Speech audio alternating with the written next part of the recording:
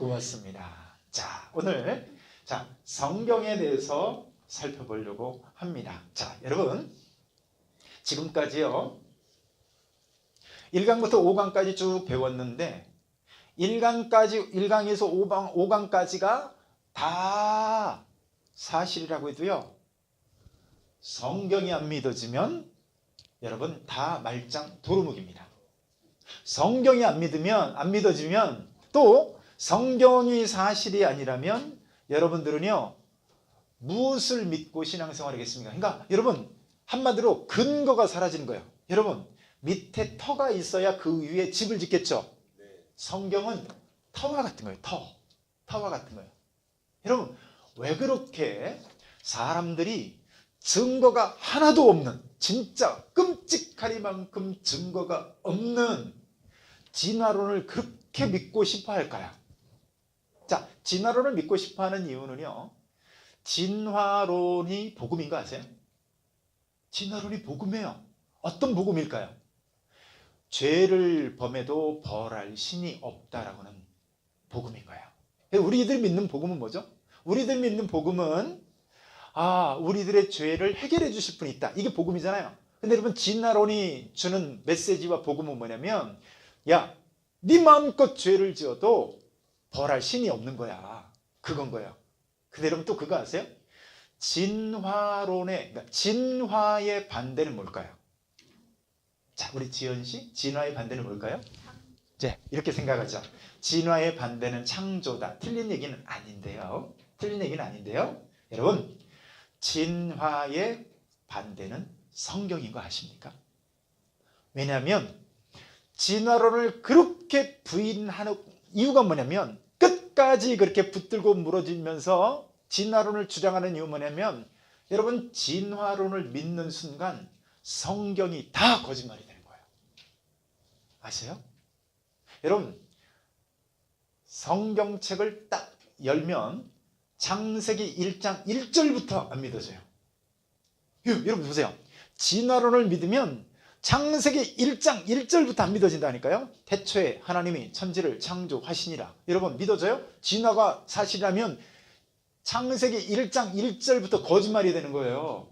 그러니까 여러분 진화론을 믿으면 성경책이 안 믿어지게 돼 있어요. 그러니까 여러분 진화의 반대는 성경입니다. 그래서 여러분 요즘에 여러분 서점에 가면 타협의 거센 바람이라는 책이 있어요. 그러니까 예수 믿는 사람도 어떻게 하든지 이 진화론하고 좀 짬뽕을 해보려고 하는 시도가 한 200년 가까이 있었어요. 네, 100여 년 가까이 이렇게 있었어요. 근데 여러분 짬뽕을 하면 할수록 이것도 아니고 저것도 아니고 여러분 다 죽고 다 망하는 거예요. 오직 뭐만 남아요? 성경을 제대로 믿느냐 성경을 부인하고 증거도 없는 진화를 믿느냐 이 둘 중에 하나인 거예요. 여러분 진화론은요 세 가지를 절대로 해결할 수가 없습니다. 첫 번째는 뭔지 아세요? 첫 번째는 연속적인 중간 단계 화석을 절대로 증거 제시를 못해요.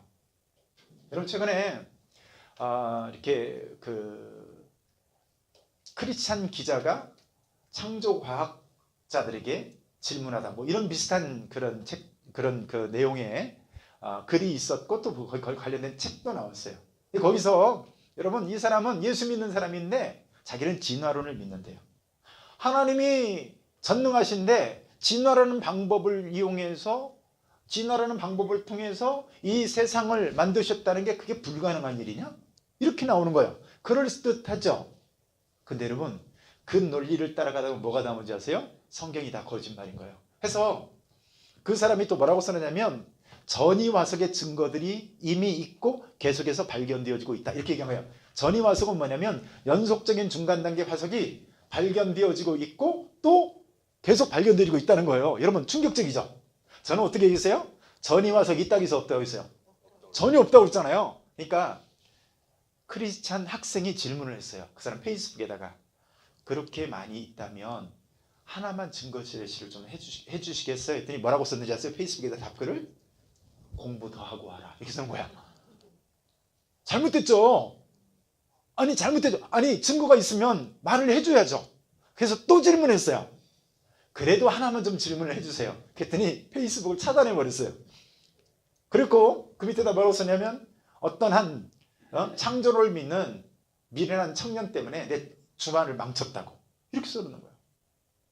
그러면서 이 사람이 뭐라고 해요? 그러니까 이제 다른 사람이 질문을 했어요. 뭐라고 질문했냐면 그러면 있잖아요. 성경책에 보면 흙으로 사람을 창조했다고 그랬는데 흙으로 사람을 창조했다는 얘기는 뭔가요? 그렇게 얘기하니까 뭐라고 대답할까요? 그냥 웃고 말지요. 쉽게 얘기해서 그걸 믿냐는 거예요. 이해되시죠? 여러분, 그럼 하나님이 그 사람을 창조할 때 아메바를 만들었습니까? 그래 놓고 보시기에 좋았더라. 이렇게 얘기했어요? 말이 안 되잖아요. 성경에 어떻게 돼 있어요? 흙으로 사람을 창조했다고 돼 있잖아요. 근데 여러분 진화론을 차라리 믿든가 아니면 성경대로 믿든가 해야 되는 거죠. 그러니까 여러분 끝까지 진화를 붙들고 무너지는 이유는 성경을 못 믿게 하기 위해서인 거예요. 그래서 여러분 지금까지 제가 가르쳤던 모든 것들이 제가 설득력 있게 얘기해도 만약에 성경이 사실이 아니라면 어떻게 되는 거예요? 여러분 제 모든 것들이 다 부정되는 거예요. 자, 그렇다면 성경이 정말 그럴 만한 가치가 있고 정말 믿을 만한 것인가 살펴봐야 되겠죠. 맞죠? 맞죠? 자, 먼저 한번 같이 한번 볼까요? 자, 들어가는 말 같이 한번 읽습니다. 시작. 이 세상에는 참으로 많은 책들이 있습니다. 그 많은 책들 가운데서 가장 오랜 세월 동안 가장 많은 사람들에게 가장 많은 사랑을 받으며 가장 많이 읽혀지는 그것은 바로 성경입니다. 또한 성경은 가장 오래되고 가장 완벽히 보존된 책이며 가장 많이 필사되고 가장 많은 언어로 번역되어 읽혀지고 가장 많은 영향을 끼치고 있는 책입니다. 과연 그 무엇이 성경을 가장 특별한 책으로 만드는 것일까요? 자, 그렇죠. 궁금하죠? 그 무엇이 성경을 특별한 책으로 만드는 것일까요? 이거죠. 자, 여러분 지난 50년간 판매되어진 책을 살펴봤어요. 자, 제일 많이 팔려진 책이 뭔가 살펴봤더니 자, 여러분 모택동 어록이라고요. 이게 8억 2천만 부가 팔렸어요. 여러분 저 모택동이라는 사람이 정말 나쁜 사람이에요. 이 지구 역사상 마르크스나 레닌보다도 더 나쁜 사람이 모택동이에요. 마오쩌둥이라고 그러죠. 그죠? 저 마오쩌둥에 의해서 여러분 거의 우리나라 인구만큼이 죽습니다. 홍위병들에 의해서. 문화혁명에 의해서. 여러분 요즘 나오는 동성애부터 시작해서 다 어디서 나오는지 아세요? 마오쩌둥에 의해서 나오는 거예요. 아무튼 그 얘기가 중요한 게 아니라 이 모택동 어록이 유럽 전체를 휩쓰면서 여러분 지난 50년간 8억 2천만 부가 팔렸어요. 우리 지연 씨가 책을 썼는데 8억만 부가 팔렸다고 그래봐요. 돈방석 안겠죠. 그죠? 자, 모택동으로 8억 2천만 부 팔렸어요. 자, 그리고 해리포터와 마법사라는 책 아시죠? 영화로도 많이 나왔죠? 그 책은요 4억만 부가 팔렸습니다. 자, 그리고요 반지의 제왕 영화로 나왔죠? 반지의 제왕이라는 책이 1억 300만 부가 팔렸대. 이것도 꽤 많이 팔렸죠? 꽤 정도가 아니라 상당히 많이 팔린 거 아니겠어요? 자, 그래요. 그런데 성경은 딱 그냥 지난 50년간만 계산했을 때 얼마? 39억만 부가 팔렸어요. 자, 모택동 어록 8억, 여기 40억. 그죠? 대략 한 40억 정도죠. 여러분, 로켓 있죠? 이 성경책, 이 39억만 부를 밑에서 쭉 쌓아놓잖아요? 쌓아놓으면 로켓으로 2시간을 타고 가야 된대요. 그 정도의 분량입니다. 자, 왜 이렇게 성경은 팔릴까요? 여러분, 자, 여기가 어딘지 아시겠죠? 자, 여러분은 가급적 여기 가지 마시길 바랍니다. 여러분, 지옥을 경험하고 싶다면 저기를 가시면 돼요. 자, 요즘에 뭐 양승태 대법원부터 시작해서 유명하다는 사람들은 다 지금 여기 들락거리고 있죠? 안희정 씨 여기가 저 지금 감옥으로 갔죠? 예. 또 그제 음주운전한 사람, 음주운전해서 멀쩡한 사람 죽인 이 사람 이번에 저기 나왔잖아요. 20년 형량이 떨어졌더라고요. 사람들이 막 데모하고 난리야. 20년이 뭐냐? 난리 났어요. 여러분, 여기가 법원인데 이 법원에서 아까 어떤 사람 안희정 같은 사람들은 뭐 예를 들면 3년, 또 뭐 그런 사람들은 아까 음주운전한 사람은 뭐 20년 등등. 뭐 지금 양승태 대법원장이 이제 막 한참 이렇게 저기를 받고 있잖아요. 받고 있는데 얼마가 떨어질지 모르겠어요. 자, 근데 여러분, 자 여기서 구형을 하고 거기에 또 형을 언도를 하죠. 자, 형을 언도할 때 언도하는 근거가 뭘까요?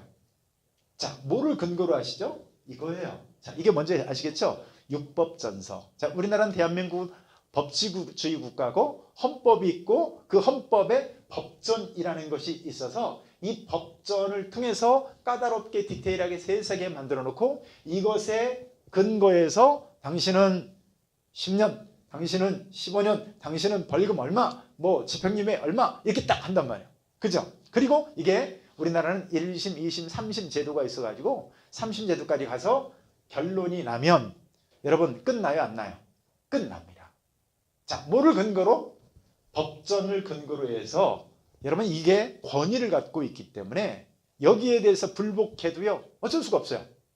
근데 여러분, 자, 우리 그리스도인들 예수 믿는 사람들은 어때요? 입만 열면 성경 얘기를 하죠. 그죠? 야, 예수 믿어야지. 왜 예수 믿어야 되는데? 예수 안 믿으면 지옥 가. 그런 법이 어딨어? 성경이 써 있거든. 왜 그죠? 그러면 뭐라고 말해요? 여러분, 입만 열면 우리는 성경 얘기를 하는데 우리가 야, 성경에 예수님을 믿으면 하나님의 자녀가 된대. 요한복음 1장 12절에 그렇게 써 있어. 그러면 여러분 친구들이 뭐라고 말해요? 예를 들면 수연이가 그렇게 얘기했어요. 그러면 친구들이 뭐라고 그래요? 야, 성경은 너나 믿지. 내가 성경을 믿냐? 너나 믿지. 이런단 말이에요. 그죠? 그죠? 맞죠? 그러면 얘기가 돼요? 안 돼요? 그죠? 왜냐면 지금 수연이는 성경을 근거로 해서 얘기하는데 옆에 있는 친구는 뭐야? 나는 성경 안 믿어. 그러니까 그건 너나 믿는 거야. 대화가 안 돼요. 무슨 말인지 아시죠? 그러니까 수연이는 성경책에 권위를 믿고 있는데 친구는 뭐예요? 성경책의 권위를 전혀 인정하지 않는 거예요. 야, 그 성경책이 뭐라고 그 성경책에 있는 대로 된다는 거냐? 난 안 믿어. 이렇게 되는 거예요. 여러분, 성경이 정말 권위 있는 책인가? 믿고 신뢰할 만한 진짜 하나님의 말씀이고 진리가 기록되어진 책인가를 우리가 따져봐야 되겠죠. 네, 따져봐야 됩니다. 자, 그렇다면 성경이 다른 일반 책들과 달리 권위를 갖는 근거가 뭐예요? 예를 들면 소설책에 예를 들면 동쪽으로 가면 귀인을 만난다 라고 써있다고 쳐봐요. 그러면 여러분 진짜 동쪽으로 가면 귀인을 만납니까? 그건 소설이니까 아무런 권위가 없죠. 그죠? 무슨 말인지 아시죠? 또 김만곤이라는 사람이 어떤 책을 썼는데 그냥 책을 썼어요. 뭐라고 했어요. 이것만 이제 말해서 하루에 물을 50병을 먹어야 된다 라고 제가 써놨다고 해봐요. 그러면 그걸 믿는 사람도 있겠지만 대부분 어떻게 해요? 안 믿죠. 왜 안 믿어요? 김만곤이라는 사람이 권위가 있어요, 없어요? 딱 조사해 보니까 저 사람은 의학 계통에 가본 적도 없는 신태인에 있는 목사에 불과해. 근데 그 사람이 써놓은 책이니까 뭐가 없어요? 권위가 없는 거예요, 권위가. 근데 여러분, 성경은 그렇다면 우리가 진짜 추호도 의심하지 않을 만한 이런 권위가 있는 것일까요? 자, 우리 성경 말씀 같이 한번 읽어볼까요? 시작. 먼저 알 것은 성경의 모든 예언은 사사로 입힐 것이 아니니 예언은 언제든지 사람의 뜻으로 낸 것이 아니요 오직 성령의 감동하심을 받은 사람들이 하나님께 받아 말하는 것이다. 자, 여기 보면 뭐에 대해서 얘기하고 있냐면요, 성경은 사람이 지 마음대로 하고 싶은 대로 그냥 끄적거려서 놓은 책이 아니라 사람의 뜻으로 낸 것이 아니라 성령의 감동하심을 받은 사람들이 하나님께 받아서 말했다. 자, 이렇게 기록하고 있어요. 자, 이게 일반 소설책이나 아니면 일반 무슨 수필집이나 누군가의 강연집과는 달리 성경이 이 세상에 있는 그 어떤 책과는 달리 특별한 권위를 갖는 것이 바로 여기에 있는 거예요.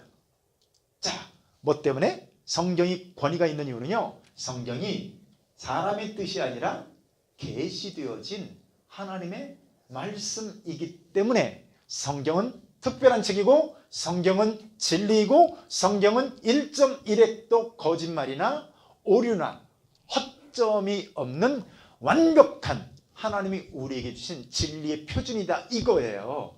자, 일단은 이렇게 우기고 보는 거예요. 네? 뭐라고 우겨요? 성경은 계시된 하나님의 말씀이다. 이렇게 일단 우기고 보자고요. 그죠? 여러분, 주장은 누구나 할 수 있다고 그랬죠? 자, 아무튼 성경은 그렇게 주장하고 있어요. 사람의 뜻으로 된 것이 아니고 성령의 감동하심을 받았다. 이렇게 주장을 하고 있어요. 자, 우선 여기서 계시라는 말을 살펴보죠. 자, 여러분, 계시라는 말은 많이 들어봤죠? 그죠? 박염순 성도님, 교회를 안 다닐 때도 계시라는 말 들어봤죠? 무당한테도 가도 무당이 하늘로부터 계시받은 거야. 뭐 이런 얘기 들어본 적 있잖아요. 그죠? 처음 들어보셨어요? 그거 세상을 너무 올곧게 살아가지고. 그죠? 자, 우리 교회를 안 다녀도 계시라는 말 들어보신 적 있죠? 계시라는 말. 그죠? 그러니까 뭐 이거는 이단에서도 그런 얘기하고 사이비종교에서도 얘기하고 심지어 용한 부채도사도 저런 얘기 한다고요. 그러니까 계시에 대해서 얘기하니까 많이 들어오는데 여러분, 계시란 말이 뭘까요? 영어로 revelation 이렇게 써 있는데 아무튼 영어는 잘 모르겠고, 자, 여기 어떤 리라는 말은 다시고 V-E-L 요 말은 이제 보여준다는 이런 어원에서 나왔는데요. 자, 아무튼 자, 개자를 한문으로 보면 여기가요, 연다 그 뜻이에요. 개자가 뭐라고요? 연다, 열어서 요 얘기예요. 자, 시는 알겠죠? 자, 보여주다. 자, 여러분, 시력, 시각, 시청 다 본다는 얘기잖아요. 그러니까 계시라는 말은 뭐예요? 계시라는 말은 모르는데 사람들이 어떻게 하냐면요, 야, 봐봐, 수연아, 이리 와봐. 내가 너한테만 열어서 보여줄게. 봐봐, 착 열어서 보여준 거야. 이걸 계시라고 하는 거야. 누가? 하나님이 사람들에게 어떻게 해요? 야, 니들 모르지? 내가 보여줄게. 봐. 그래서 싹 열어서 보여준 거야. 그걸 계시다라고 하는 표현으로 쓴 거야. 자, 그래서 여러분, 왜 계시라는 말이 필요하냐면 생각해 보세요. 누구나 다 보고 누구나 다 알 것 같으면 굳이 열어서 보여줄 필요 있어요, 없어요? 없죠. 아니, 보면 되잖아요. 그죠? 근데 왜 굳이 열어서 보여줄까요?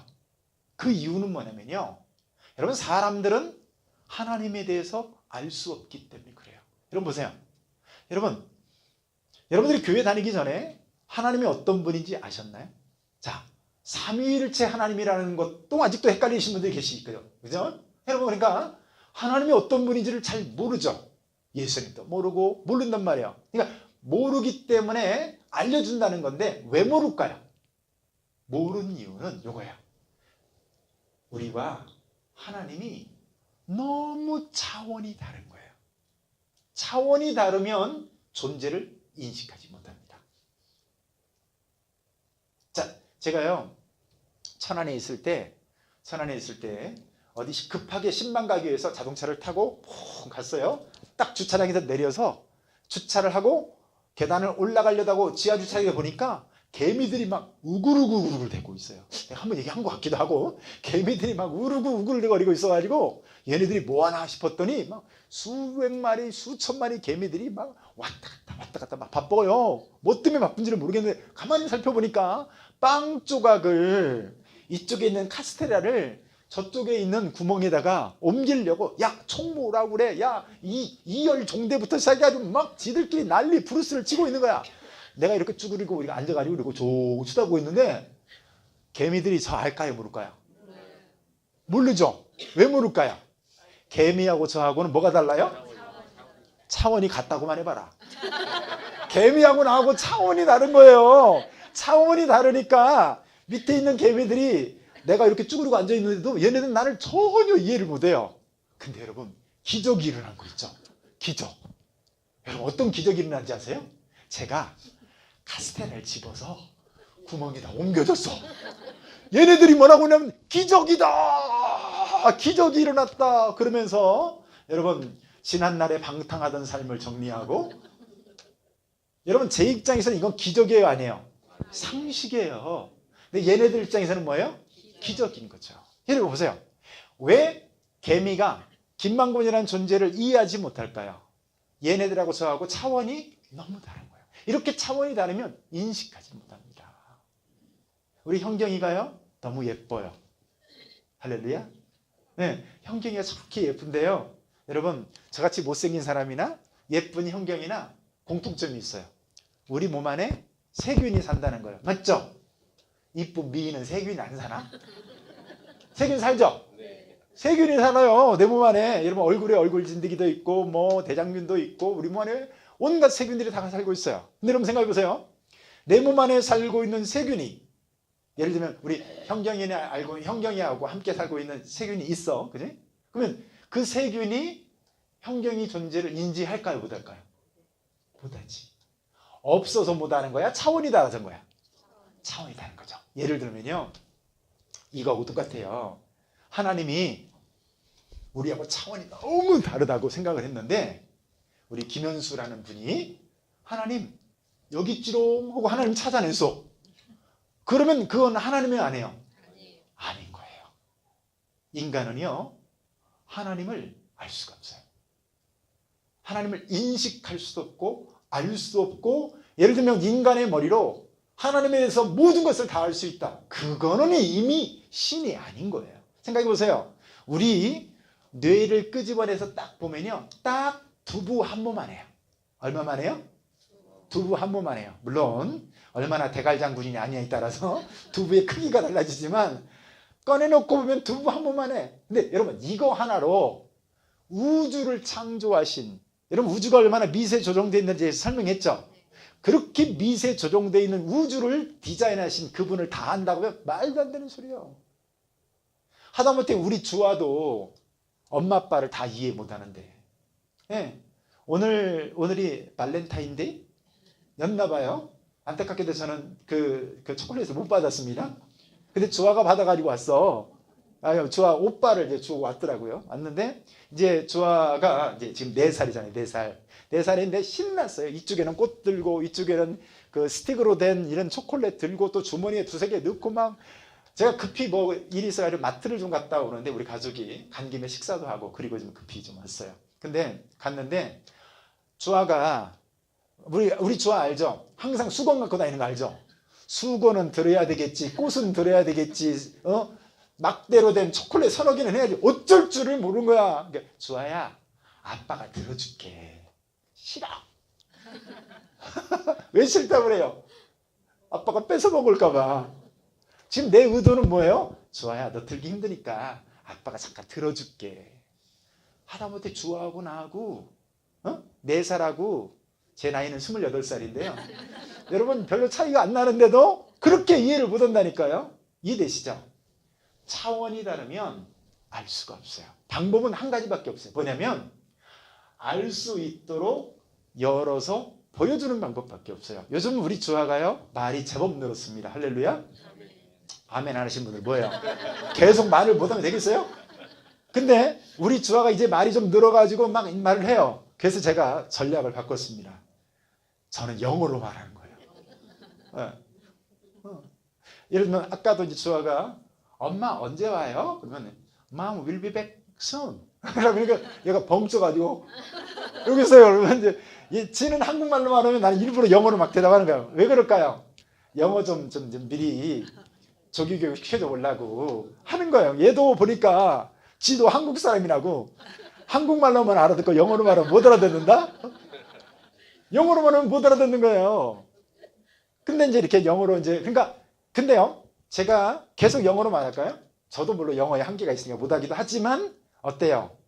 애기 눈높이에 맞춰서 말도 어떻게 해요? 지금도 주아야 그 찌찌야. 아까도 이제 주차장 걸어오는데 땅바닥에 이렇게 요즘 발렌타인이라 막 초콜릿 같은 게 막 넓어져 있는 게 있는 거야. 누가 막 밟고 그랬어요. 오다가 또 눈이 갑자기 하트 뿅뿅이 만들어지면서 그걸 집으려고 그러는 거야. 주아야 그거 찌찌야 찌찌. 제가 지금 어떻게 말했어요? 야 그거 쓰레기야 이렇게 말하지 않고 찌찌라고 말하잖아요. 유아어를 통해서 말하죠. 왜요? 눈높이를 맞춰주는 거죠. 하나님도 우리 인간에게 눈높이를 맞춰줘서요 열어서 보여줘야 드디어 하나님은 삼위일체시구나. 하나님의 말씀으로 창조하셨구나. 말씀이신 그분이 육신 가운데로 오신 분이 예수님이구나. 알게 된단 말이에요. 뭐를? 이렇게 계시를 통해서 알게 된단 말이에요. 그래서 열어서 보여주는 방법밖에 없는데, 자 여기서 사람들이 결국 궁금증을 갖는 게 뭐예요? 아니 자 어찌되었건 간에 사람이 쓴 책 아니냐는 거예요. 여러분, 사람이 쓴 책은 실수가 있어요, 없어요? 있습니다. 제가요, 이래봬도 박사님입니다. 박사 학위를 갖고 있어요. 할렐루야. 네. 여러분들 보기에는 껄쩍지근할지 모르지만 이래봬도 제가 박사님입니다. 근데요, 제가 박사학위 논문을 쓸 때요, 페이지 수가 그렇게 많지도 않아요. 한 150페이지 정도 되는 논문을 썼어요. 여러분 그거 아세요? 논문은요, 단 2줄, 3줄 쓰는데 3시간, 4시간 막 걸려요. 왜냐면 책 다 찾고 자료 조사하고 밑에다 각주 다 달고 막 이래가면서 써야 되니까 굉장히 어려운 거예요. 그래서 논문을 쓰는데 여러분 그때 얼마나 제가 고생을 했는지 그때 살이 다 빠져서 지금도 못 찌고 있어요. 근데 여러분, 제가요 논문을 쓸 때 그냥 처음부터까지 쭉 쓰는 게 아니에요. 설교는 그렇게 하거든요. 쭉 타이핑 쳐서 이렇게 끝내는데 여러분 논문은 그렇게 쓰지 않아요. 한 5페이지 정도 써가지고 교수님한테 들고 가요. 이제 한 달에 한 번씩 이제 교수님 만나면 교수님한테 감수를 받고 이렇게 하거든요. 교수가 보면서 빨간 볼펜 들고 찌릿 긋고 이거 이렇게 하고 이렇게 틀렸으니까 이거 자료가 틀렸잖아 막 이래가면서 교수가 다 고쳐줘요. 그러면 꿀밤 맞고 와요. 와가지고 또 그거 고치느라고, 그리고 나서 또 한 10몇 페이지 써가지고 다음 달에 또 가서 이런 식으로 논문을 쓰고 그렇게 해서 1년 동안 썼어요. 그럼 교수님을요 제가 한 20번 이상 만난 거야. 자, 그리고 나서요 쓸 때도 그냥 쓰냐? 아니에요. 여러분 도서관 가서 다 뒤지죠. 백과사전 같은 거 찾아보죠. 인터넷 뒤지죠. 잘 모르면 교수님한테 전화해서 또 물어봐가면서 쓰죠. 이렇게 해서 써요. 그걸로 끝나냐? 천만의 말씀이에요. 논문 하나 통과, 박사님이 그냥 박사 되는 게 아니에요. 그래가지고 제가 이제 박사학위를 이제 논문을 딱 이제 마지막 최종 심사로 들어갔더니요, 이렇게 5명이 쫙 앉아 있는데 5명이 제 편이 아니에요. 다 제 적들이야, 적들. 어떻게 하든지 제 논문에 이 흠집을 잡아서요, 논문을 그렇게 쓰면 되겠어요? 통과 못 시켜요? 막 이렇게 하는 사람들이 논문 심사로 오는 사람들이에요. 이해되시겠죠? 막 거기서 완전히 그냥 피바다가 되는 거예요. 빨간 펜 들고서 막 이건 어떻고 각주가 어떻고 이거는 자료를 다시 참조해야 되고 막 이래요. 그래가지고 저도 정말 최선을 다했었는데요, 조건부로 통과가 됐어요. 어떤 조건부로 통과됐을까요? 금방 지적받은 거 수정해서 박사학위 통과되는 걸로 이렇게 됐어요. 할렐루야. 그것도 잘한 거예요. 대부분은 몇 번 빵 뿌려가지고 다시 가고 다시 또 모이고 또 모이고 또, 저는 단번에 그래도 어찌됐건 수정 조건이긴 하지만 통과가 됐어요. 자 보세요. 그리고 나서 몇 페이지? 꼴란 150페이지. 자 그러면 여기에 오류가 있어야 돼요, 없어야 돼요? 생각해 보세요. 제가 쓸 때 교수님 한 5장 쓰고 막 갈 때마다 만나지, 교수님 지적받지, 그래가지고 또 막 도서관 찾아가면서 만나지, 전화해서 물어보지, 인터넷 뒤지지, 마지막에 최종 심사 받아가면서 이렇게 해서 나왔으니까, 여러분 제 논문 150페이지짜리 시편의 장르의 특징을 살리는 설교 연구 이거거든요. 대충 나도 이제 제목이 헷갈리네. 몇 년 지나니까 대충 그런 내용이에요. 근데 보세요. 그러면 오류가 있어야 돼요, 없어야 돼요? 없어야 되잖아요. 오류 있을까요, 없을까요? 겁나 많습니다. 여러분들의 믿음대로 오류가 있습니다. 우리 김현수 집사님 제일 크게 대답하셨어요. 오류 있어요. 오류 있습니다. 이게 인간이 하는 거예요. 생각해 보세요. 그냥 책을 쓴 것도 아니고 그렇게 깐깐하게 꼼꼼하게 철두철미하게, 저도 수십 번 가서 지적 안 당하기 위해서 그렇게 교정 보고 수정해서 갔는데도요, 지금 보면 오류투성이에요. 미안하지만. 그리고 그때는 맞았는데 한 5년만 지나면 이론이 또 틀려. 무슨 말인지 아시겠죠? 이게 사람이 쓴 거라고요. 결국 사람이 쓴 책이 아니냐, 이렇게 말하면 여러분 성경이 권위가 있는 거예요? 낡은 유산물이지, 2000년 전 3000년 전에 쓴, 심지어 모세오경 창세기는 3700년 전에 쓴 건데, 자 여러분 보세요. 그래서 과연 진짜 성경이 영감되어졌냐는 거예요. 누구의 영감? 신적 영감. 영감 왜 불러? 이 영감 말고 이 영감이 뭐죠? 자, 성경이 하나님의 영감으로 감동되었다고 그러는데요. 자, 여러분 한번 읽어볼까요? 시작. 모든 성경은 하나님의 감동으로 교훈과 책망과 바르게 함과 의로 교육하기에 유익하니. 자, 그렇습니다. 해서 하나님의 감동으로 되었다. 자, 영감되었다는 얘기는요, 하나님이 감동시켜줬다는 거예요. 그리고 하나님이 영감을 불어넣어줬다는 거예요. 여러분, 영감을 받았다 이런 얘기 들어보신 적 있어요? 시인이요, 가을에 다 길을 걸어가는데 낙엽 하나가 톡 떨어지는 거야. 순식간에 시인이 딱 영감이 떠오르면서 시상이 딱 떠오르는 거야. 그때 뭐라고 말해요? 내가 영감 받았다 이라고 얘기하죠. 그죠? 자, 이런 걸 영감 받았다는 거죠. 그리고 여러분, 감동이라는 건 뭐죠? 여러분, 그 외부에서 주어지는 어떤 마음의 상태, 이런 것들을 감동이라고 그러죠. 자, 성경이 하나님의 감동으로, 하나님이 마음의 상태를 감동시켜 줘가지고 영감을 불어넣어 줘가지고, 자, 이렇게 성경이 써졌다, 성경은 말하고 있는데, 자, 여기서 사람들이 오해할 수 있는 게 뭐냐면요, 자, 그러면 하나님은 성경책을 불러주고 베드로는 받아주고, 자, 베드로야 잘 받아줘, 너 가만히 보니까 평소에 덜렁대더라, 너 잘 받아주고, 이래가면서 하나님이 불러줬나요? 자, 우리는 그렇게 이해하면 편한데 문제가 있어요. 자, 성경이 한글로 된 거 아닌 거 아시죠? 성경은 히브리어 그리고 헬라어, 이렇게 구약 성경은 히브리어, 신약 성경은 헬라어 이렇게 돼 있어요. 일부 이제 말 중에 아람어가 좀 섞여 있긴 해요. 이제 그때는 아람어를 같이 썼으니까. 자, 아무튼 그러면 여러분 보세요. 헬라어를 잘하는, 히브리어를 잘하는 사람은 대번에 뭐를 느끼냐면요, 여러분, 각 책마다 문체라는 게 있어요. 문체. 자, 책하고 전혀 상관없이 사는 사람들은 잘 모를 수 있는데, 조금만 보는 사람은요, 글 쓰는 사람의 특징들이 있어요. 여러분, 말하는 습관의 특징도 있죠. 똑같아요. 글도 어떤 사람들은 말할 때마다 거시기가 들어가야 말이 되는 사람도 있어요. 네? 내가 오늘 거시기 해서 굉장히 거시기 하니까 나 거시기하지 마. 우리 전라도 말은 다 알아듣죠. 그죠? 제일 어려운 말이 뭔지 아셔요? 가가. 전부 간데 말이 돼. 그죠? 가가. 네, 여러분 보세요. 사람도 말하는 그 말투, 언어의 특징이 있듯이요, 각 글마다 언어의 특징이 있고 성경도 마찬가지예요. 여러분, 바울이 쓴 글하고 베드로가 쓴 글하고 문체가 달라요. 여러분, 바울은요, 아주 제가 논문을 쓰듯이 아주 그냥 바늘끝 하나 들어갈 수 없을 만큼 논리적으로 촘촘히 써놨어요. 근데 베드로는 지 성격대로 덜렁덜렁 쓴 것 같아요. 근데 베드로의 특징은 뭐냐면요, 굉장히 문체가 화려해요. 그냥 화려한 언어들로 막 갖다 써놨어요. 왜냐하면 그가 이렇게 어부였잖아요. 바닷가에서 주로 살아간지 몰라도 굉장히 낭만적인 그런 게 있어요. 한국말로는 잘 몰라요. 근데 헬라어로 연구해보면 알 수 있는 거예요. 여러분, 대본에 뭐를 알 수 있어요? 아니, 그러면 하나님이 받아쓰기 하는데, 베드로야 너는 내가 이렇게 불러줄게, 문체를 받아주나요? 아닌 거예요. 자, 그러니까 여러분, 하나님이 딕테이션, 받아쓰기 하도록 해서 성경책을 기록해 준 것이 아니라는 거예요. 자, 그럼 뭐예요?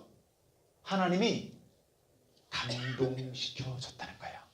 성경을 어떻게 썼다? 하나님이 감동시켜주고 영감을 불어넣어줬다는 거예요. 자, 여기 보세요. 영어를 보면 inspiration이라고 돼 있어요. 자, 영어를 보면 여기 in이라는 말은요, 어디 안에 이 말이에요. 그리고 여기 뒤에 spir이라는 이거는요, 스피릿이 알죠? 스피릿, 혼, 소울, 마음, 이런 거예요. 그러니까 어디 안에 하나님의 마음을 불어 넣어 주신 거예요. 그렇게 해서 성경을 쓰게 했다는 거예요. 그러니까 여러분, 예를 들면요, 바울이 자기가 가진 어떤 그런 경험, 글 쓰는 습관, 자기의 기억력, 네 마음대로 써. 하나님이 그렇게 하셨어요. 그래서 바울이 쓰고 싶은 대로 쭉 쓰는데, 중요한 건 이거예요. 뭐가 중요할까요? 중요한 건요, 하나님이 곁길로 가지 못하도록 마음을 딱 붙들고 계셔요. 이해되시죠? 지 마음대로 막 써요. 자기 마음대로 막 쓰는 것 같은데 하나님이 곁길로 오리로 가지 못하도록 하나님의 마음을 딱 붙들고 계신 거예요. 자, 또 한 가지는 뭐냐면요, 하나님이 뭐가 헷갈릴 것 같아, 막 헷갈리는 상태 때 하나님이 영감을 불어넣어 주신 거예요. 여러분 그런 거 있죠? 갑자기 훅 생각이 나는 거 있죠? 잃어버렸던 그 까마득히 잊고 있었던 첫사랑이 갑자기 확 생각나, 그죠?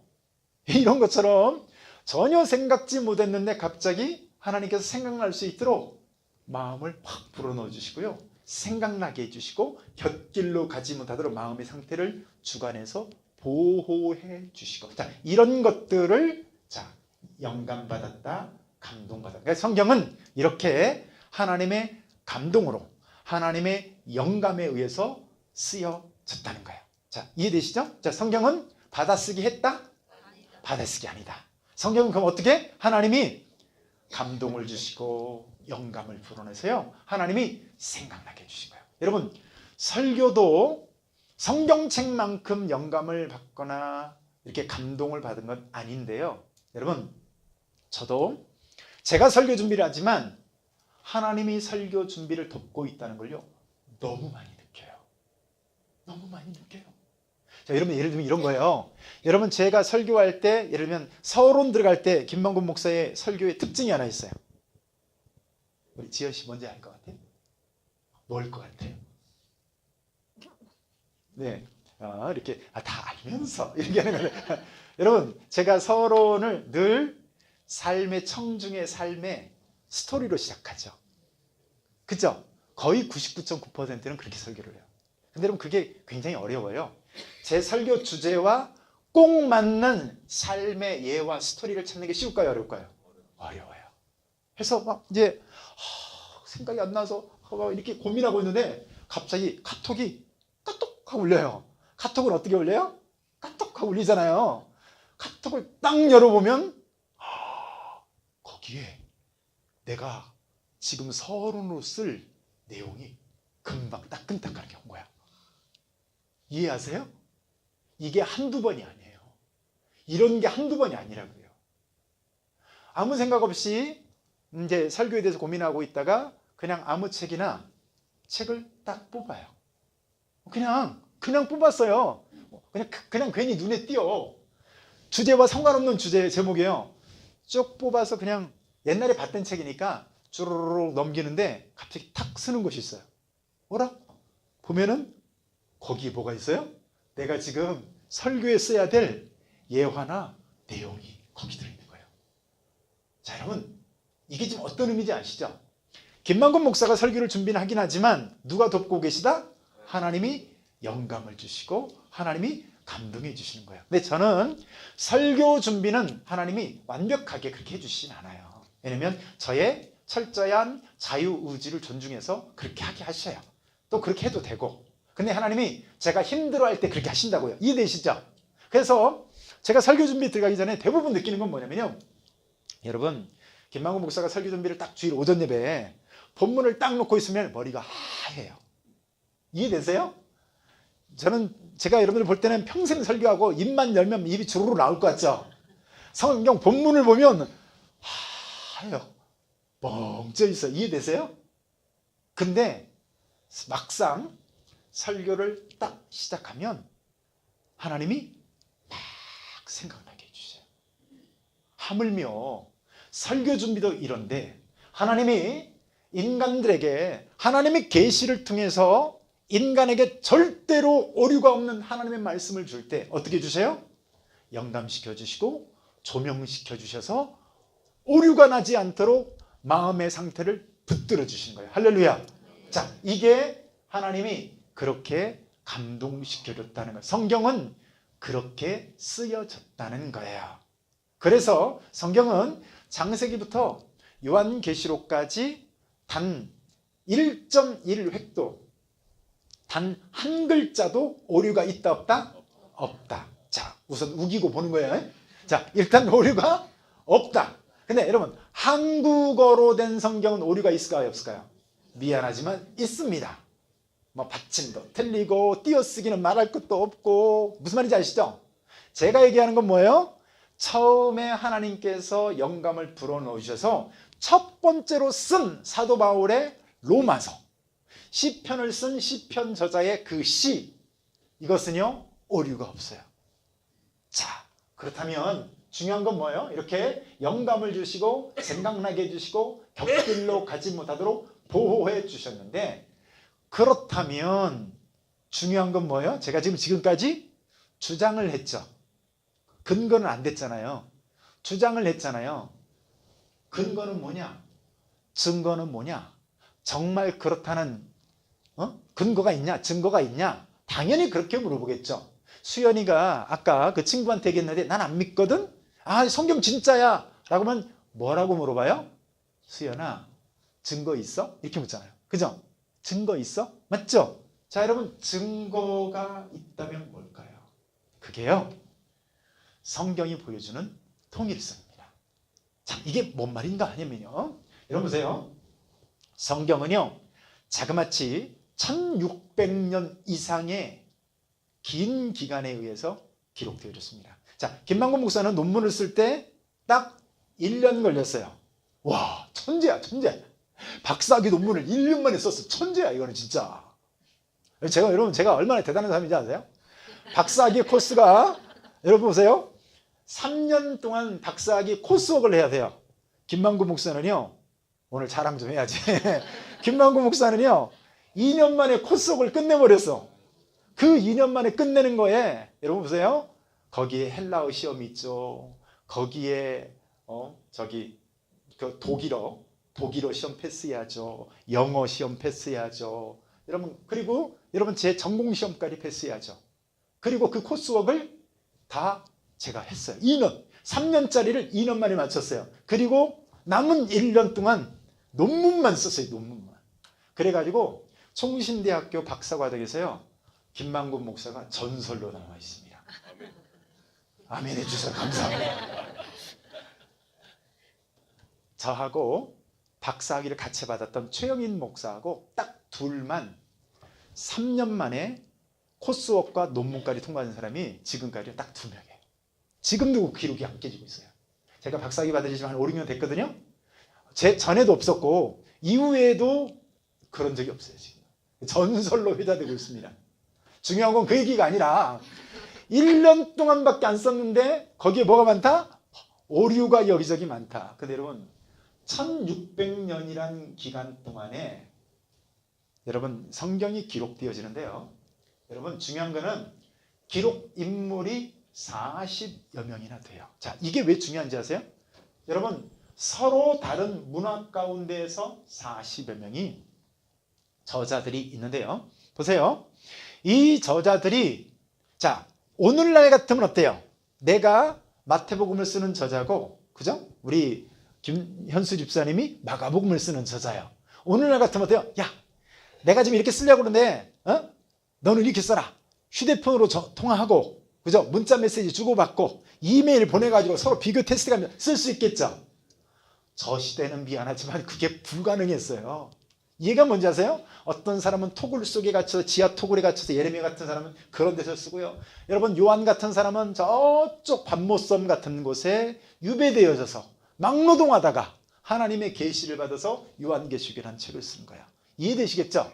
어떤 사람은 농부로서 저 유대 광야 한가운데서 이렇게 있다가 거기서 하나님의 감동으로 성경을 쓴 거예요. 이해되시겠어요? 이런 저자가 40여 명이 서로 다른 문화 가운데 1600년이라는 긴 기간 동안에 여러분 성경이 기록되어지는데, 성경이 참 놀랍게도 창세기에서 요한계시록까지 완벽한 하나의 통일성을 유지하고 있다는 거예요. 여러분, 이게 어떤 의미인지 잘 보세요. 이게 왜 성경의 영감의 근거인지를 한번 보세요. 자, 예를 들어서요, 어떤 조각들이 있다고 해봐요. 그죠?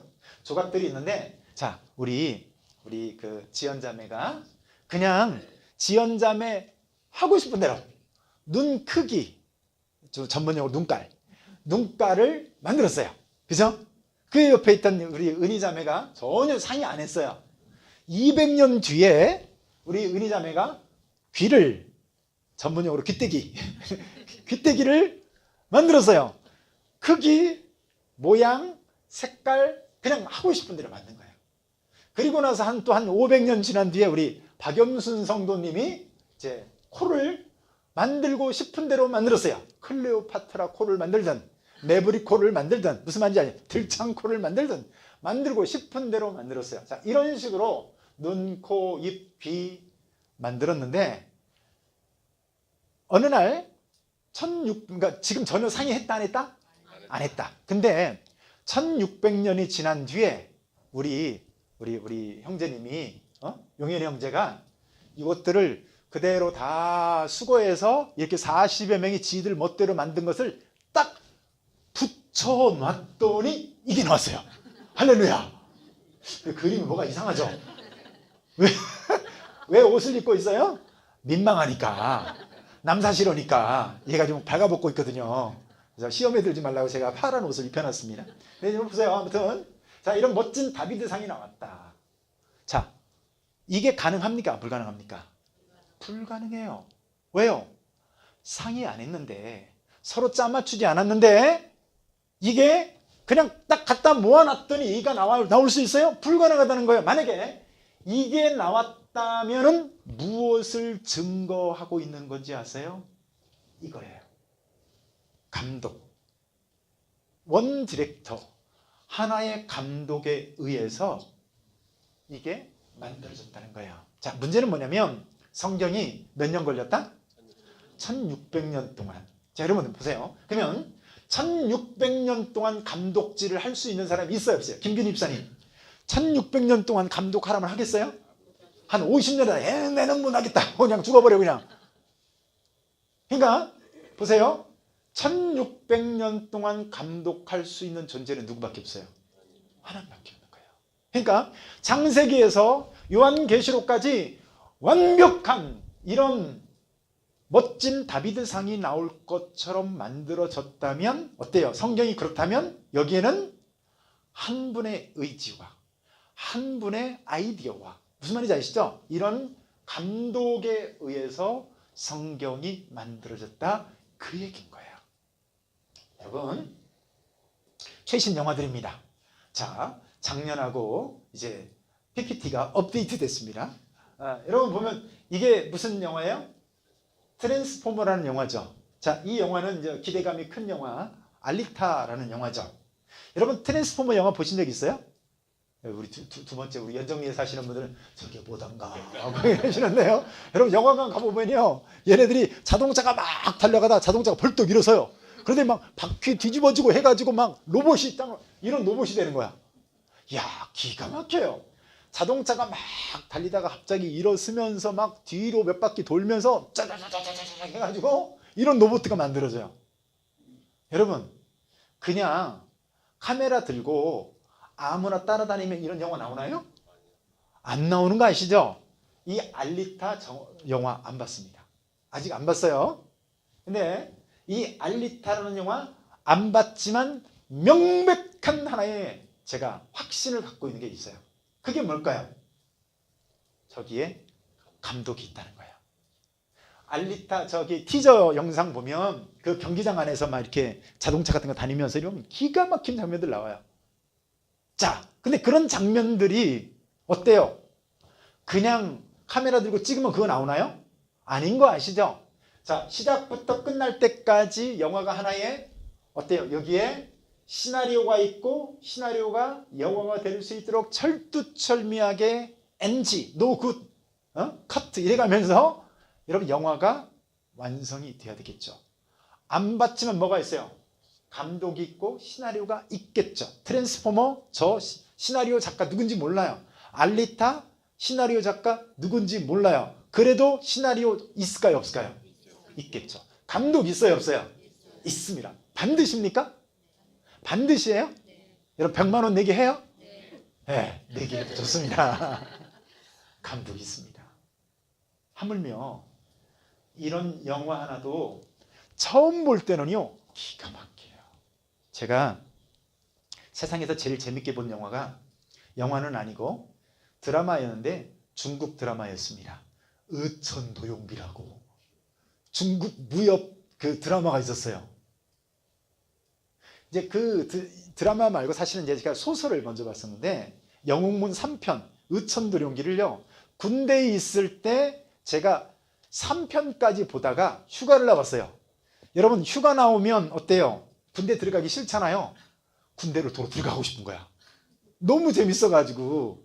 그래가지고 제가 의천도룡기라는 이 소설을 군대에 있을 때 한 서너 번을 읽었어요. 제대하고 나서도 이제 복학하기 전까지 몇 번을 더 읽었어요. 근데 여러분, 처음에는 야, 정말 이게 사람이 썼단 말인가 싶을 정도로 재미있었던 책이, 여러분 보세요. 3번, 4번, 5번, 6번 읽으면 벌써 뭐가 느껴지냐면요, 논리에 비해 이건 너무 뻥이 심하다. 이거는 너무 근거도 없이 막 주인공이 막 갑자기 막 신처럼 되는 거야. 이해되시겠죠? 몇 번만 읽으면 대본이 그 느끼게 되는 거예요. 여러분, 성경을 보세요.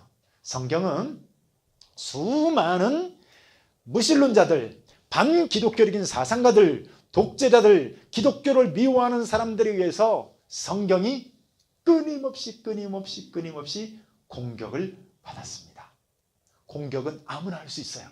근데 여러분, 성경이 틀렸다, 결정적으로 자충수를 두고 모순이다, 이거는 성경은 거짓말이다 라고 하는 증거가 드러났을까요, 안 드러났을까요? 드러났으면 여러분, 성경이 기독교가 신태인절교가 있겠어요? 그게 드러났다면 김만고 목사 눈에 쌍불을 켜고 지금 설교를 하고 있겠어요 지금? 뭐예요? 여러분, 감독이 있고 시나리오가 있듯이 성경이 하나님에 의해서 창세기에서 요한계시록까지 완벽한 하나의 구성을 이루고 있고요, 완벽한 통일성을 이루고 있습니다. 그래서 성경은 역사 속에서 일어난 실제 일어난 사건들을 기록하고 있다고 그랬죠. 여러분 보세요. 성경이 과학책인가요? 아니에요. 성경은 과학책이 아닌데 과학적으로 점검해도 오류가 있을까요, 없을까요? 오류가 있다면 어디가 틀린 거예요? 과학이 틀린 거예요. 옛날에는 천동설이 맞다고 생각했죠. 근데 여러분, 그 과학을 갖다가 성경에다 갖다가 여러분 뭐죠? 욥기 같은 걸 읽어보세요. 여러분, 지동설을 주장하고 있어요, 욥기는. 그러니까 여러분, 성경과 과학이 부딪혔는데 여러분 뭔가 안 맞는다. 그럼 뭐가 틀린 거예요? 과학이 틀린 거. 이유가 뭔지 아세요? 성경은 사실, 실제로 일어난 사실을 다루고 있기 때문에 성경책이 과학책은 아닌데, 성경책이 역사책은 아닌데 역사적으로나 과학적으로나 문제가 되지 않는 이유가 거기에 있는 거예요. 자, 예를 들면 이런 거예요. 여러분, 창세기에 보면 전 지구를 덮는 홍수가 일어났대요. 우리가 흔히 그걸 뭐라고 말하죠? 노아의 홍수라고 그러죠. 여러분 믿어지세요?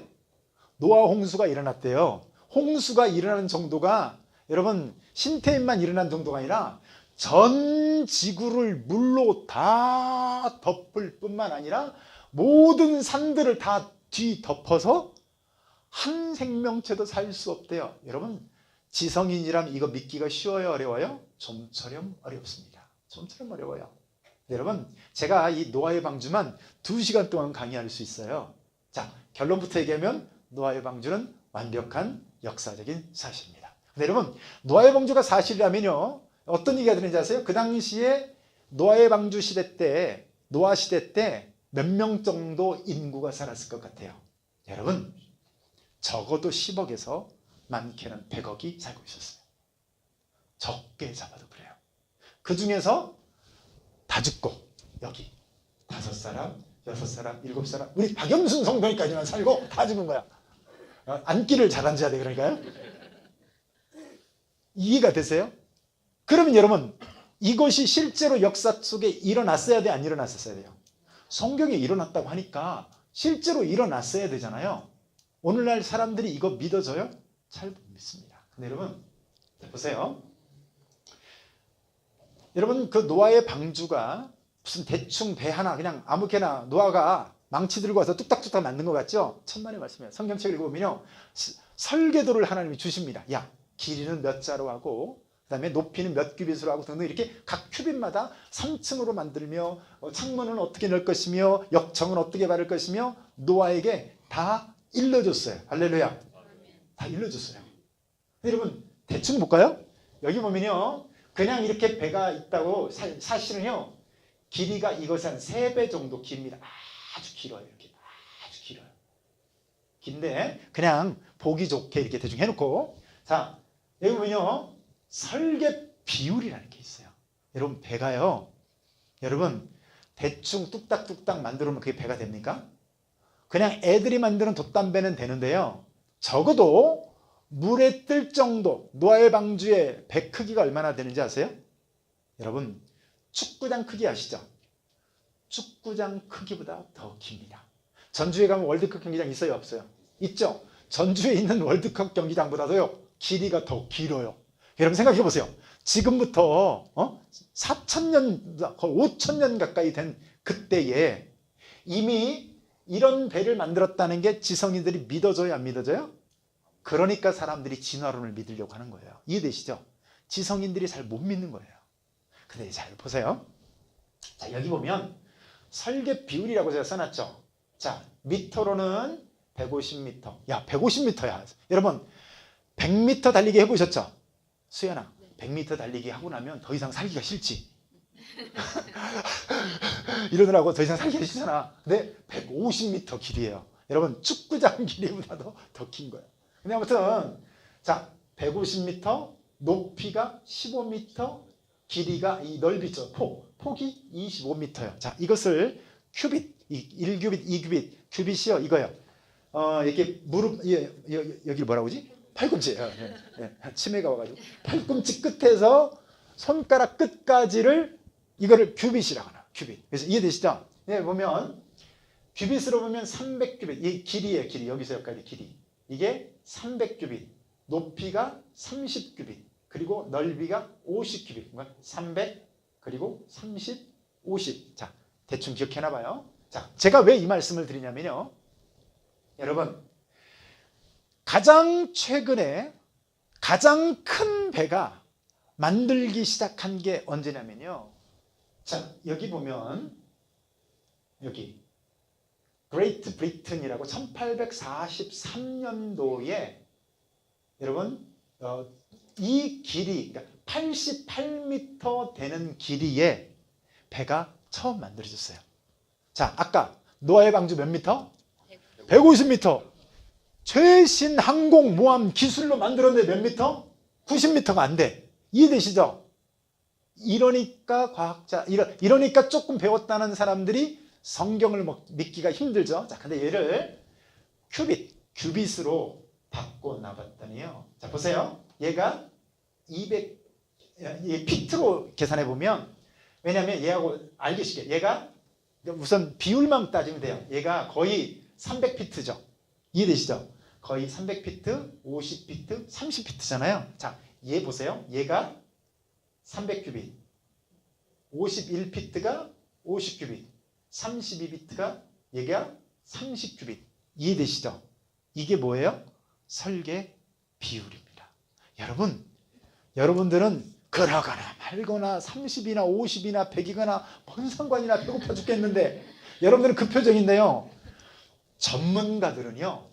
특히 배를 만드는 전문가들은 이 비율을 보면요. 기절이 잡혀집니다. 이해되세요?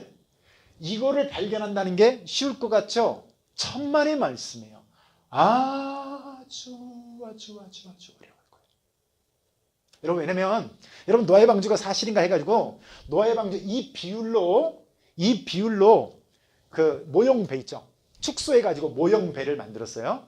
저 배도 만들고 저보다 더 길게도 만들고 넓게도 만들고 한 10여 척을 만들어 창조과학해서 만들어가지고 여러분 우리나라가 조선공학으로 유명한 거 아시죠? 배 잘 만드는 거 아시죠? 그래가지고 포항 여기 가가지고 이 10여 척의 배를 맡기고 제일 안정적이며 파도에 견딜 수 있는 배가 무엇인가를 이렇게 좀 미션을 주셨어요. 그러니까 여러분 성경 얘기 전혀 안 하고 우리가 이렇게 배를 만들었는데 제일 안정적인 걸 실험을 해주세요. 여러분 했더니요. 다 자빠지고 넘어지고 쓰러지고 다 똑같은 얘기네. 다 이렇게 그렇게 되는데요. 여러분 그러니까 오늘날로 말하면 파도가 30m를 올라왔다 내려와도 안 자빠지는 설계 비율대로 만든 것이 있었어요. 뭐예요?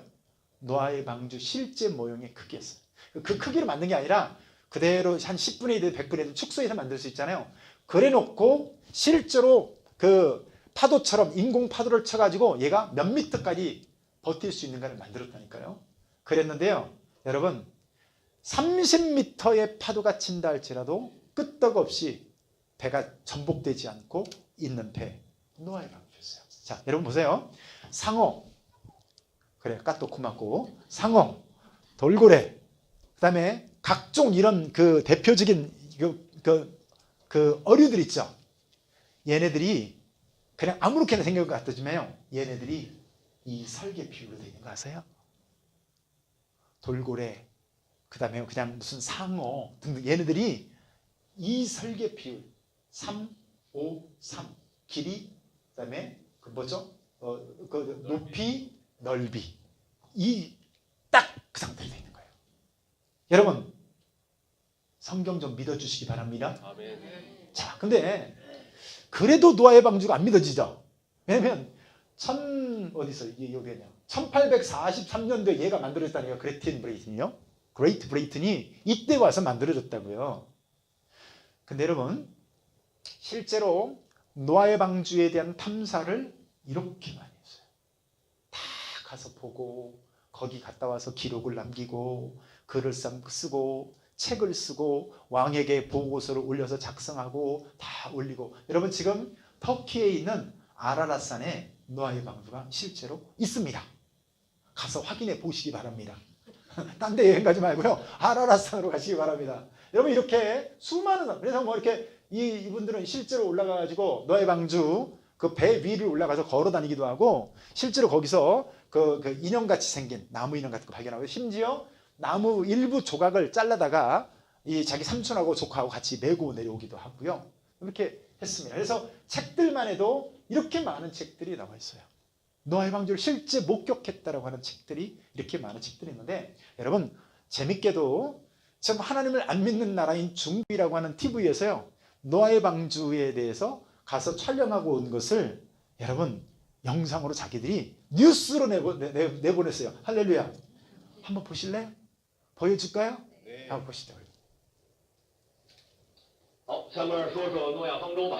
这诺亚方舟呢，说在历史文献中的记载已经超过了2000年了。而那部电影2012的推波助澜呢，也让现在大家对诺亚方舟的兴趣是有增无减。传说诺亚方舟在大洪水之后停泊在土耳其的亚拉腊山上。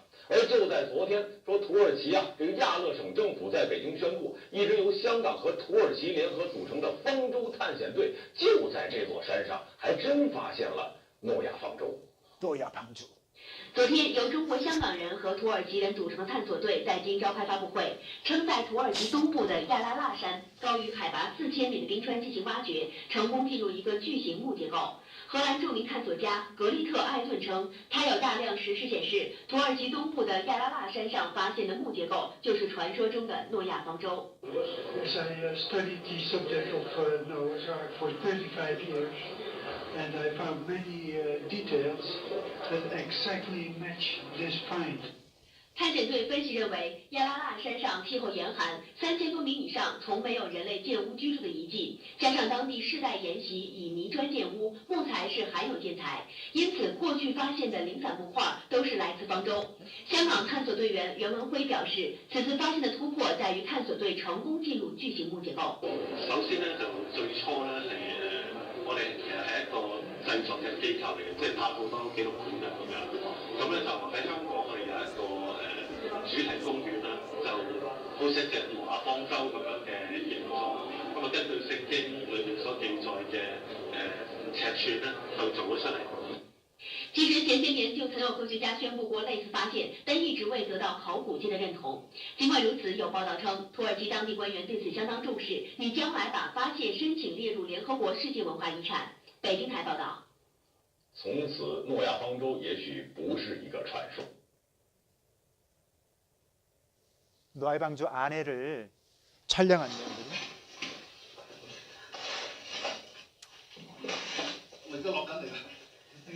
Yeah. 嗱，見到兩邊都係牆係木，但係下邊咧，下邊係咪木嚟嘅咧？我都見到側邊嗰啲都係木嘅。我已經進入咗方舟嘅遺骸嘅內腦，都坐我見到嘅咧就係一條木嘅樓梯，呢度係條木嘅樓梯，聽唔聽到有木聲？好，我哋大家再望上去上邊，見唔見到一條木？呢度一條木，呢度一條差唔多成2-3米嘅長木。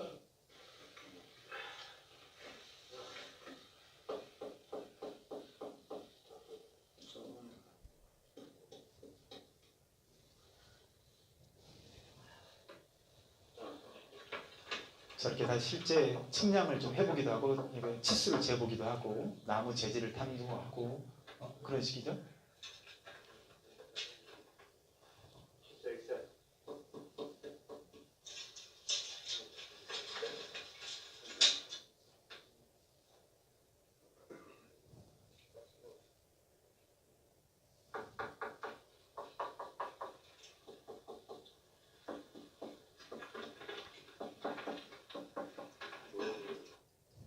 예, 아라랏산 3,000m 높이에 저런 놀라운 배가 있다는 걸 여러분 어떻게 믿으시겠어요?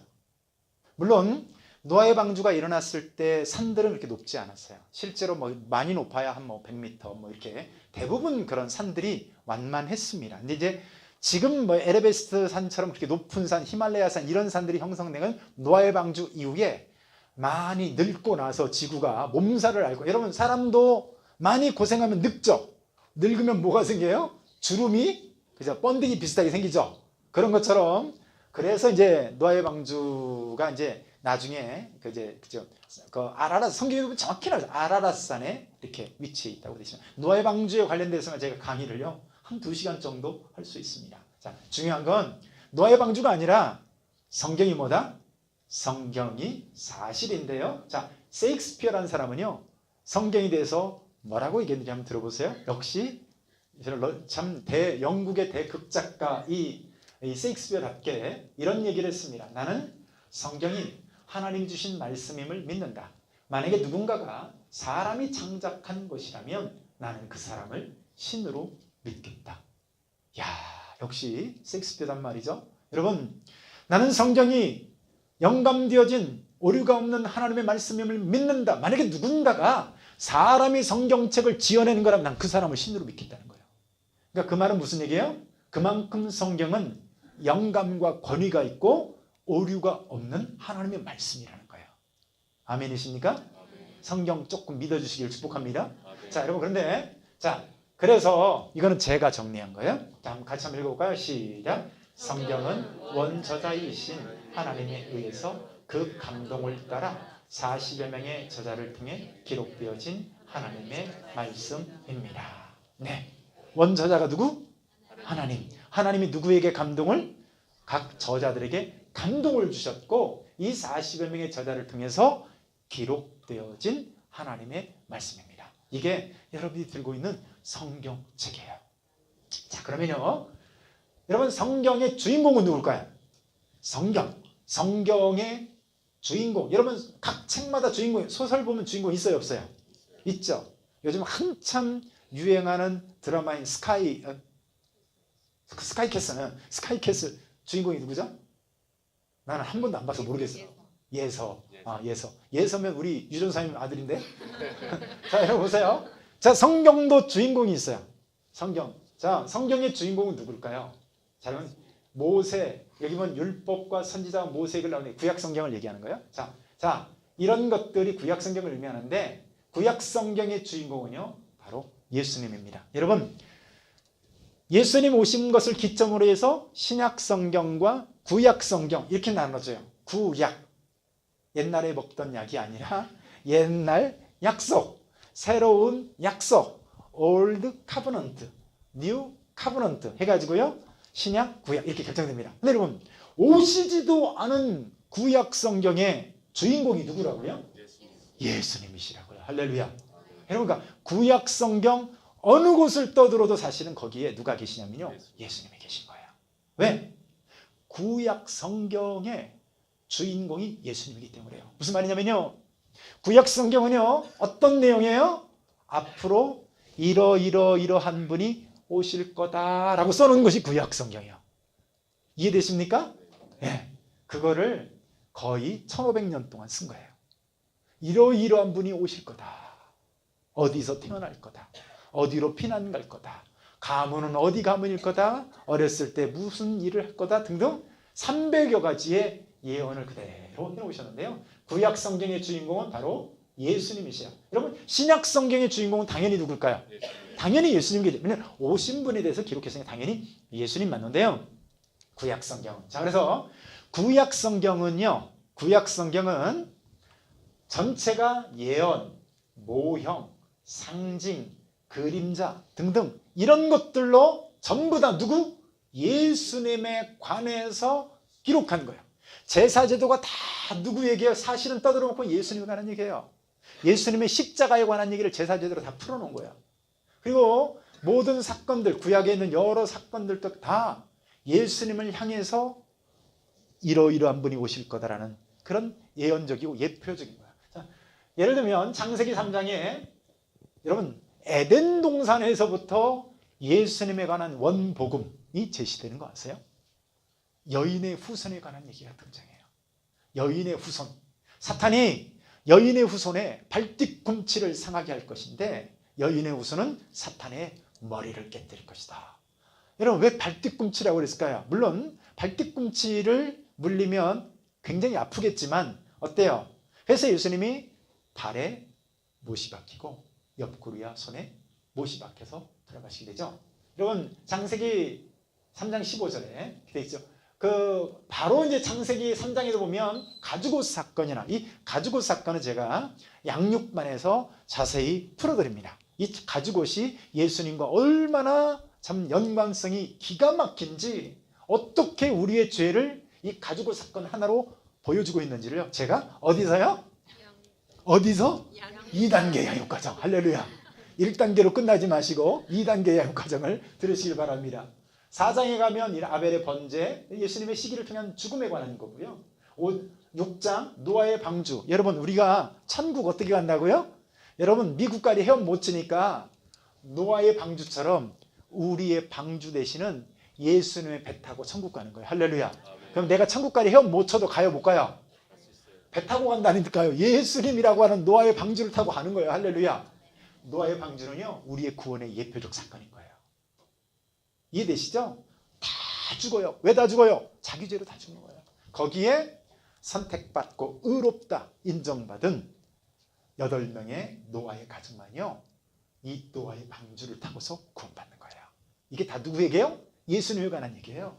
여러분 뭐 시간 없으니까 넘어가겠습니다. 다 이렇게 예언, 모형, 상징, 그림자, 구약성경 전체가 다 그래요. 49장에서는 이 유다 지파를 통해서 드디어 예수님이 오신다는 예언을 하고 있어요. 제가 지금 창세기만 말했죠. 창세기만 이럴까요? 안 해요. 말라기서에 이르기까지 다 이런 내용이 기록되어 있는 거예요. 여러분 성경 좀 믿어주시길 축복합니다. 그리고 그래서 성경의 주인공은 누구다? 바로 우리 예수님이십니다. 자, 그러면 여러분 성경을 주신 목적은 뭘까요? 성경을 주신 목적이 있는데요. 자, 성경은 구원을 향한 유일한 안내서와 같아요. 요즘에 참 편리한 세상이 됐습니다. 신방 갈 때 세상 편한 게 뭔지 아십니까? 다 차에 뭐가 있어요? 내비게이션이 있어요. 내비게이션. 그래서 그녀의 말을 잘 들어야 됩니다. 좌회전 300m 앞에서 좌회전해야 돼요. 오늘도 우리 유성재 전사님 운전하고 하는데 사공이 얼마나 많은지 내비가 좀 가자고 하는데 내버리면 좋은데 저 뒤에서 어떤 장로님 저 오른쪽으로 가세요. 또 김만구는 왼쪽 이러고 있고 어느 장단에 춤추라고 우리 전사님이 그냥 짜증났을 거야. 여러분 길을 찾아가려면 지도책을 봐야 되겠죠. 구원을 향해 가려면 수학책 보면 나와요? 피타고라스 보면 나와요? 여러분 성경을 봐야 되는 거예요. 그래서 구원을 향한 안내서로요 이 성경을 하나님 우리에게 놀랍게도 주셨어요. 성경책 이외에 다른 종교의 경전들을 한번 보세요. 완전히 무슨 말 타고 가는 무슨 뜬구름 잡는 얘기만 써 있어요. 무슨 조로아스터교의 무슨 경전을 읽어본 적이 있는데요. 황당해 그지없어요. 사람이 30만 년을 살아. 전부 말도 안 되는 얘기들 다 써놨어요. 근데 여러분 우리에게 하나님은 정확한 그리고 대부분의 책에는요 다 금서 목록들이에요. 천주교에서 왜 그렇게 1000년 동안 성경을 읽으면 화용시켜버리고 그랬는지 아세요? 다 성경과 위배되는 그런 저기를 했거든요. 우상 만들고 막 이렇게 막 면죄부 팔고. 성경 읽으면 다 들통나거든요. 그러니까 성경 읽으면 화용시켜버렸어요. 근데 여러분 어때요? 하나님이 우리에게 성경을 왜 주셨어요? 구원을 향한 유일한 안내서로 주신 겁니다. 할렐루야. 자, 하나님의 유일한 자기소개서. 그래서 여러분 성경을 봐야 하나님이 어떤 분인지를 알 수 있게 됩니다. 철학책 아무리 뒤져도요 결국 개똥철학에 불과한 거죠. 여러분 인생에 대한 길, 여러분 그 유명한 하숙생이라는 노래 있죠. 나는 길 어디서 왔다가 한참 만에 떨어지는 최희준 선생의 인생은 나그네 길 어디서 왔다가. 근데 어디서 왔다 어디로 간다고 했어요? 없어요? 그 노래 아무리 뒤져봐도 어디서 왔다 어디로 가 없어요. 어디에 있어요? 성경책에 있습니다. 할렐루야. 성경에 인생의 길이 있어요. 어디서 왔다가 왜 살고 어디로 가는지 일단 정확한 답이 성경에 있습니다. 여러분 성경책은 잠잘 때 낮잠 자라고 준 거죠. 낮잠 자기 딱 좋은 두께죠. 잠도 자라. 여러분 불면증 있어요. 성경책 한 장만 읽어보세요. 눈이. 제가 놀라운 게 저기 지난번에 4장인가 3장인가 부활 강의 때 한 3분의 1이 졸고 계신데 놀라운 사실을 발견했어요. 조는 것도 특징이 있더만. 그냥 조는 게 아니라요. 사람이 졸리니까 앉기는 가운데 앉았어. 졸려요. 졸리는데 눈은 떠야 되겠어. 한 서너 명이 저를 그렇게 쳐다보는데 제가 이 설교하다가 막 간이 움찔움찔 거리는 거예요. 여러분 인생길이 어디 있어요? 여기 성경에 있습니다. 할렐루야. 자, 그리고요 죄가 뭔지를 알게 돼요. 죄가 무엇인가? 그리고 죄를 어떻게 해결할 수 있는가? 성경에 있습니다. 여러분 그리고 더 중요한 거, 성경을 통해서 예수 그리스도에 대한 그분을 알게 되는 거예요. 할렐루야. 예. 그래서 자, 제가 한 10분 정도 되는 영상이에요. 조금 시간이 좀 길어졌지만 이 영상을 보여주는 이유가 뭐냐면 여러분 자 이겁니다. 결론은 여러분 성경을 아무리 잘 원본을 완벽하게 1.1획도 틀리지 않게 기록해놨어. 근데 그 다음에 아직도 웃고 있어요? 저 성경책을 기록해놨는데 지금 우리에게 주어진 것이 완전히 다 거짓말로 조작돼 버렸어요. 그럴 수 있죠. 자, 그 부분에 대한 거는 제가 설명하는 것보다 내가 존경하는 이분의 영감을 참 많이 받았는데요. 김명현 교수라고. 네, 이분 강의를 한 10분 가까이 좀 듣겠습니다. 그래서 이제 한 가지 좀 이제 말씀드릴 게 뭐가 있냐면요. 이 성경에 관한 건데요. 여러분 아까 그 정보연력학 법칙에 의하면 정보는 전달되면서 변질된다 그랬죠. 그럼 여러분 그게 상당히 심각한 문제를 제기합니다. 그게 뭐냐면 여러분 우리가 가지고 있는 이 성경은요 번역본이에요. 그렇죠? 그러면 이제 원어로 쓰여 있는 히브리어로 쓰여 있는 이 원본도 사실은 진짜 원본은 다 소멸됐어요. 우리는 사본만 갖고 있어요. 필사본만. 근데 여러분 필사본이라는 것은 이게 직접 글로 써서 옮겨 적은 거거든요. 근데 여러분 이렇게 뭔가를 옮겨 적어봐서 아시지만 옮겨 적을 때마다 틀리죠. 짧은 거라면 그래도 비교적 안 틀리는데 문장이 길수록 복잡할수록 반드시 틀리게 돼 있어요. 그럼 이제 어떤 심각한 문제가 생기냐면 정말 우리가 가지고 있는 이 필사본이 원본과 똑같겠느냐 이런 거예요.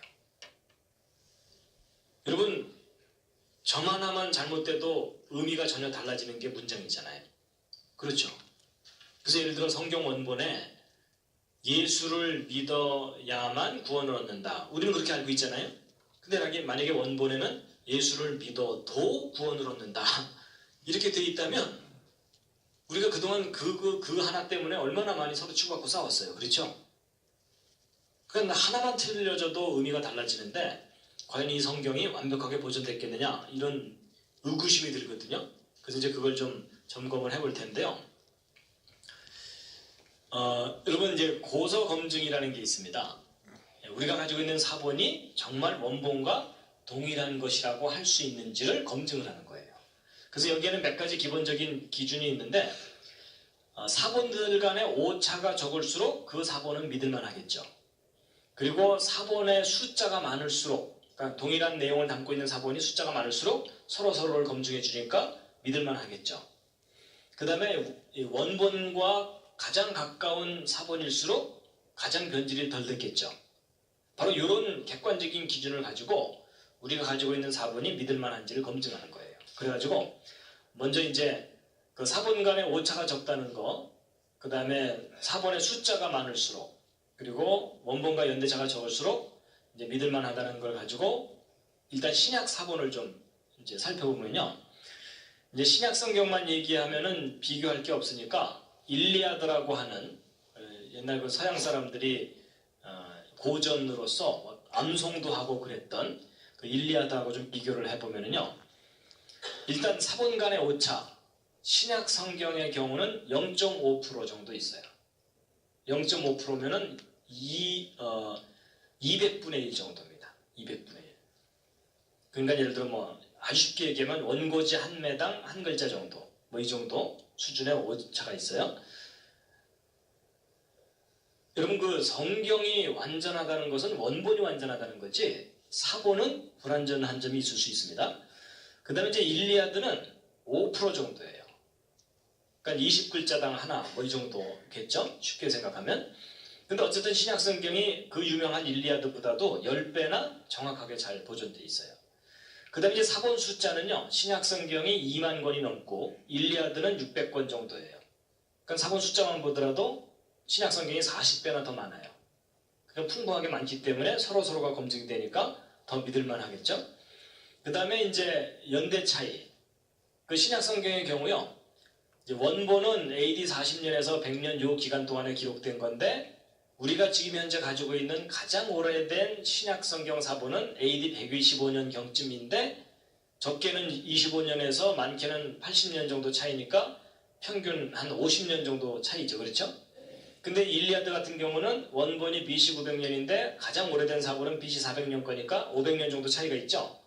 그러니까 연대 차이도 10배 정도 차이가 나요.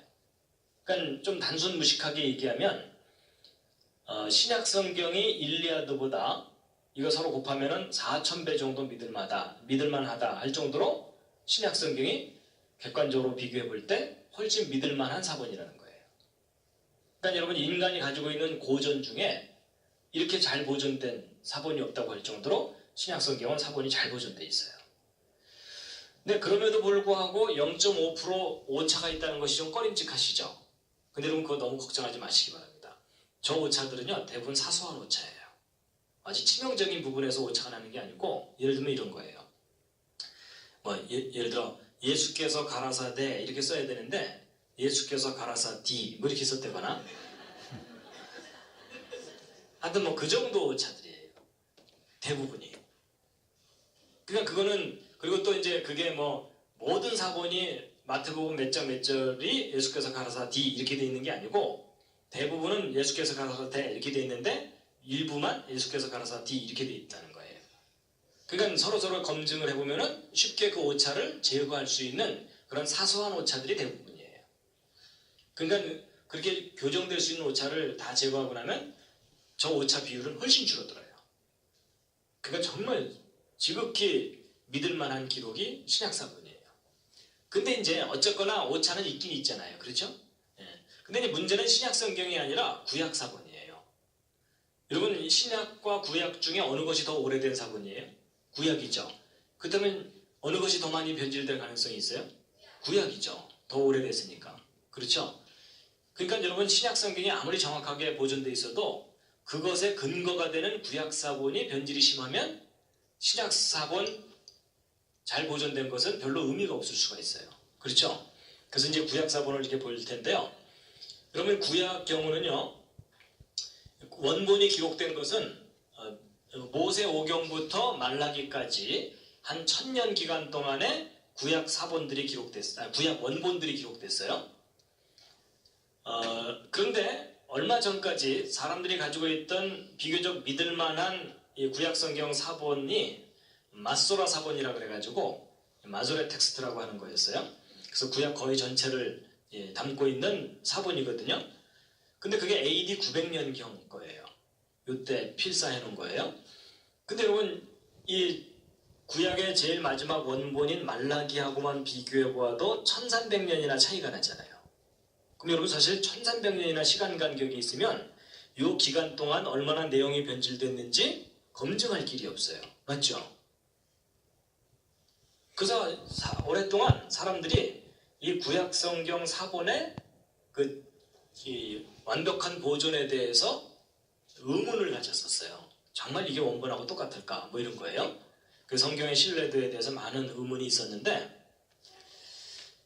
여러분 20세기 최대의 고고학적 발견이라고 할 만한 것이 있었는데 그게 뭐냐면 사해 사본이 발견된 거예요.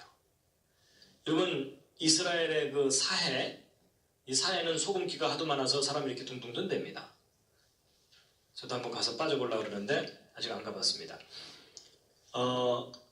근데 이 사해 근처에 이 황량한 곳에 이 동굴들이 좀 있거든요. 이런 동굴 속에서 발견된 사본이에요. 그래가지고 1947년에 이 사해 주변에서 첫 번째 그 사본이 발견됐는데 이거 사본 발견한 스토리가 재밌어요. 그 목동이 그 양이나 뭐 이런 염소 이런 걸 치다가 잃어버린 거예요. 한두 마리를. 그러니까 이제 걔네들 찾으러 다녀야 되는데 얘네들이 이런 동굴 속에 들어가 있을 수도 있잖아요. 그러니까 이제 이 목동이 이 돌멩이를 들고 저 동굴마다 이렇게 던져 넣은 거예요. 아무것도 없으면 돌 떨어지는 소리만 들릴 거고 만약에 거기 양이나 염소가 들어있으면 돌 떨어지는 소리 때문에 놀라서 매 이러면은 들어가서 이제 꺼내오면 될 거고 돌을 던졌는데 사자가 어흥 그러면 갑자기 도망가면 될 거고 그래갖고서 이제 돌멩이를 여기저기 이렇게 던지면서 다녔는데 바로 여기에요. 바로 요 동굴 여기다가 돌멩이를 딱 던져 넣었더니 이 돌이 떨어지는 소리가 좀 다른 거예요. 무슨 뭐 그릇 같은 것에 부딪히는 소리가 난 거예요. 그래갖고 저 안에 뭐가 들어있구나 이래가지고서 들어가 봤더니 이런 항아리가 있는 거예요. 근데 항아리 뚜껑을 딱 열어봤더니 그 속에 뭐가 이렇게 들어있는데 문제는 이 목동이 까막눈이라 이게 얼마나 중요한 건지를 모르는데 어쨌든 뭔가 들어있으니까 꺼내갖고 나와갖고 이걸 이제 어디다가 팔든지 그랬겠죠. 근데 그게 이제 돌아다녔는데 발견한 것이 돌아다니고 있었는데 어느 학자가 어디선가 그걸 발견한 거예요. 그 열어봤더니 뭐 너무나 소중한 게 들어있잖아요. 그거 이거 어디서 났느냐 수소문을 해봤더니 사해 주변의 동굴에서 발견됐다는 얘기를 듣고 그 다음에 이제 사해 주변을 막 이잡듯이 뒤진 거예요. 그랬더니 어떤 동굴들 속에서 막 사본들이 무대기로 나온 거예요. 그리고 이 사본들을 다 모아봤더니 놀랍게도 구약 성경 전체가 발견됐는데 에스더서인가 에스라서만 빼고 다 발견됐다 그래요. 근데 놀라운 사실은 이 사본이 발견될 때에 이 사본만 발견된 게 아니라 이 동굴에서 생활하던 사람들의 유물까지 다 발견되고 또 다른 기록들도 함께 발견됐기 때문에 이런 유물이나 이런 것들을 자세하게 분석해 봤더니 이게 예수님 당시쯤에 기록된 사본이에요. 그래서 이 동굴 안에서 발견된 여러 가지 유물들인데 이 왼쪽 아래 거가 좀 수상하죠. 이 참빛이 여기서 그래서 우리 조상님들이 저기까지도 갔나 뭐 이런 생각도 이제 해봤는데 어쨌거나 근데 여러분 이 사해 사본이 바로 예수님 당시쯤 사본이거든요.